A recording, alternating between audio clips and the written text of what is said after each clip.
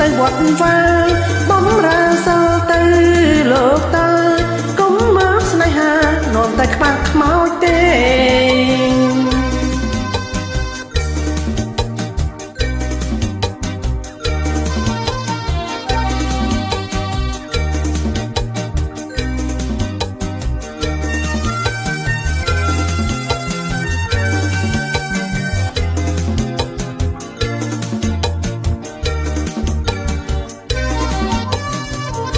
ដំបងហើយលោកតើជុកមានវាចាបញ្ចូលចៅស្រី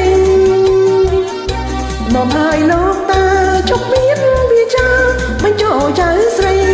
ខ្ញុំមិនខ្វះទេប្តីខ្លួនខ្ញុំក៏នៅក្មេងខ្ចី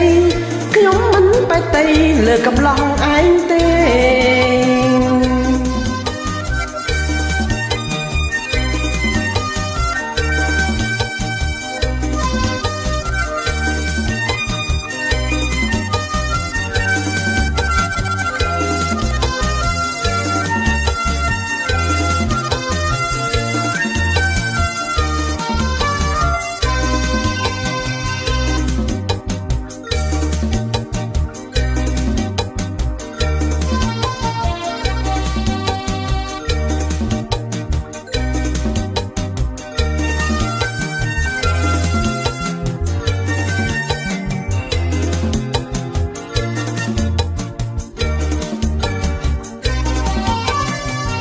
មកហើយលោកតើជុកមានវាចាបញ្ចូលចៅស្រី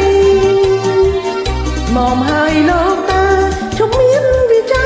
បញ្ចូលចៅស្រីខ្ញុំមិនខ្វះទេប្តីខ្លួនខ្ញុំក៏នៅក្មេងខ្ចីខ្ញុំមិនបែកតីលើកំឡោះឯងទេ